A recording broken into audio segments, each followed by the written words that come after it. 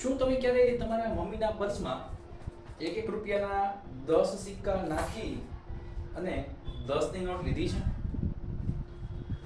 તમને ખબર છે આ જે મેં વસ્તુ કરી ને એ આપણે જે સરવાળા વખતે વધી લઈએ ને એની સાથે લેવા દેવા છે. આપણે વધી શું કામ લઈએ છીએ? વધી કેમ એ રીતના જ લેવાય છે, એનું કારણ શું છે, બધું આજે આપણે જાણવું છે. તો ચાલો શરૂઆત કરશું. તો આજનો આપણો મુદ્દો છે, આપણે વધી શું કામ લીધી.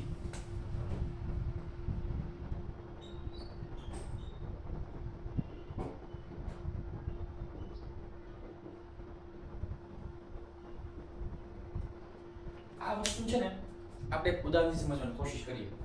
જો એક ઉદાહરણ લઉં છું, જેમ કે 28 + 7. હવે આ ઉદાહરણ જે છે 28 + 7 એને સમજવા માટે મેં એક મસ્ત મજાનું એક મશીન બનાવ્યું છે. મશીન કયો, સાધન કયો, કાંઈ પણ, ચાલો બતાવું છું તમને. ઓકે, જો તમે આ મશીન જોઈ શકો છો. છે આ મશીનમાં એક સમજો કે ઘર છે. એમાં આ જગ્યા એ એકમની છે, અહીંયા રૂપિયાનો સિક્કો છે. આ જગ્યા એ દશકની છે, મતલબ કે અહીંયા 10 ની નોટો રહેશે. હવે આ મશીનમાં એક શરત એવી છે, એક નિયમ કહી શકો, શરત કહી શકો, જે પણ કહો, કે આ જે એકમનું ઘર છે ત્યાં આપણે સિક્કા ગોઠવશું. હું તમને સિક્કા પણ બતાવું. આ મુજબના છે. તો સિક્કા જે છે એ આપણે ગોઠવશું, પણ 10 થી વધારે સિક્કા આ ઘરમાં ન રહી શકે. 10 થી વધારે સિક્કા આ ઘરમાં નહીં રહી શકે. ચાલો આપણે ગોઠવીને ટ્રાય કરશું. જો આપણું અહીંયા ઉદાહરણ શું છે, તો કે 28 + 7.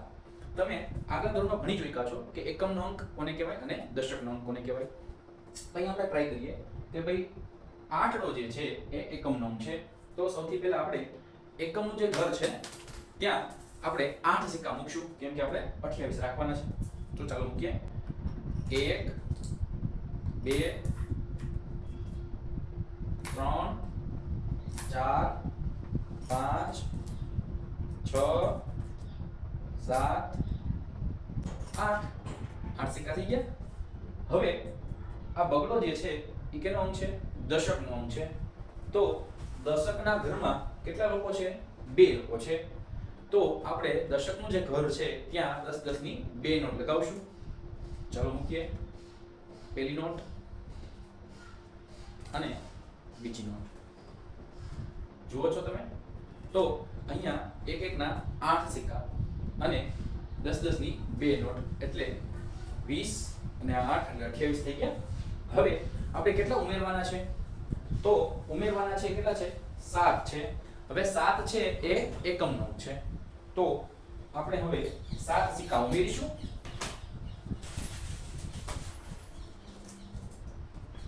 1 2 3 4 5 6 અને 7 થઈ ગયા. પણ તમે જોયું મેં શું કીધું હતું શરૂઆતમાં જ, કે આ એકમનું ઘર છે ત્યાં 10 થી વધારે સિક્કા ન રહી શકે. આ તો 7 અને પાછા માથે 8, એટલે 7 ને 8 15 સિક્કા થઈ ગયા. 15 સિક્કા 10 થી પણ વધી ગયા. આપણો નિયમ શું હતો કે 10 થી વધારે સિક્કા અહીંયા ન રહી શકે. તો આપણે શું કરશું? અહીંથી 10 સિક્કા કાઢશું. જો 1 2 3 4 5 6 7 8 9 અને 10. આ 10 સિક્કા મેં કાઢી દીધા. હવે આ 10 સિક્કા જે મેં કાઢ્યા છે એ 10 સિક્કાને મેં જો તમને શરૂઆતમાં પર્સ બતાવ્યું હતું, યાદ છે? એવી રીતના ખરેખરમાં બેંક હોય છે. આપણે આ સિક્કા બેંકમાં જમા કરાવી દઈએ અને બેંક વાળા આપણને એક 10 રૂપિયાની નોટ આપશે. તો અત્યારે હું તમને એમ કહું કે આ મમ્મીને હું 10 સિક્કા આપી આવું છું, ઠીક છે? અને મમ્મી મને શું આપશે? એક 10 રૂપિયાની નોટ આપશે. ચાલો મમ્મીને આપી આવું સિક્કા. ઓકે, મમ્મીએ મને એક બીજી નવી નોટ આપી છે 10 રૂપિયાની. આ નોટ કેટલા રૂપિયાની છે? 10 રૂપિયાની છે. તો દશકનો અંક કહેવાય. અને દશકના અંકનું ઘર કયું છે? આ કે આ?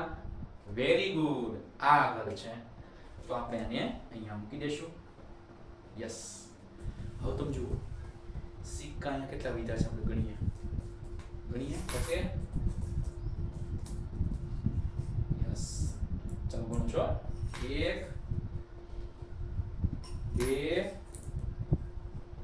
3 4 5. તો હું આ પાછળ અહીંયા લખી દઉં એકમના સ્થાનમાં, કેમ કે એકમના સ્થાનમાં કેટલા અંક છે? 5. હું અહીં પાછળ લખું છું. ઓકે. હવે 10 ની નોટ કેટલી થઈ ગઈ? 1 2 અને 3. સર 3 કેમ થઈ? પણ 3 એટલે થઈ કેમ કે અમે 10 એકમના અંકમાંથી એક દશકનો અંક બનાવ્યો હતો, અને દશકનું સ્થાન હોય ત્યાં જ ઈ બધી લખવી પડે, કેમ કે ઘર કોનું છે? દશકનું ઘર છે. એટલે 2 ને 1 3. જુઓ થઈ ગયા 35. તો મિત્રો આ કારણ હતું કે આપણે બધી લીધી હતી. તો આવી રીતના આપણે ઘણા હજી દાખલા સમજી શકીએ છીએ. તો આવી રીતના આપણે વધી લેવાનું કારણ સમજી લીધું.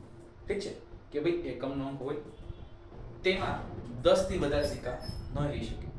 જ્યારે 10 કે તેથી વધી જાય સિક્કા તો એને આપણે શેમાં ફેરવવું પડે? દશકમાં ફેરવવું પડે. તો આ રીતે આપણે વધી શું કામ લીધી એ જોયું. તો મિત્રો હવે હું તમને કેટલાક પ્રશ્ન પૂછીશ. જેમ કે પહેલો પ્રશ્ન, આપણે આજે શું શીખ્યા?